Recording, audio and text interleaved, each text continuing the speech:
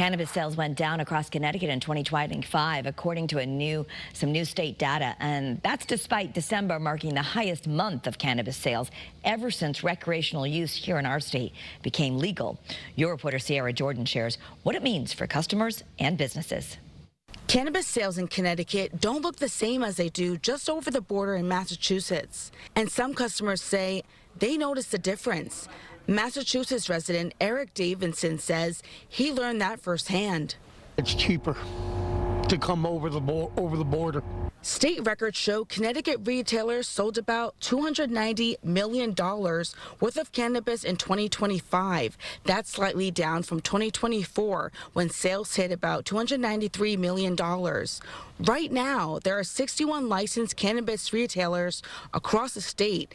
Nearly half, 29 stores, are clear to sell both medical and recreational cannabis, including fine federal. The local business will be making that switch tomorrow as a hybrid retailer. We wanted to make access more available to people and give more options, because the expansion has really been all through recreational and not through medical. Benjamin Zach says expanding access is important, but price still plays a big role for customers. In Connecticut, that final total at checkout can add up quickly. Customers pay the state's 6.35% sales tax, an additional 3% local tax, plus a THC-based tax, which can add another 10 to 15%.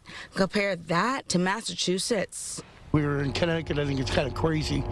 Massachusetts just has a regular cannabis tax, and that's it, on top of the product, and it's pretty inexpensive. Massachusetts generated $1.65 billion in sales last year, despite falling prices. Fine Federal COO says that price gap is driving Connecticut customers out of state.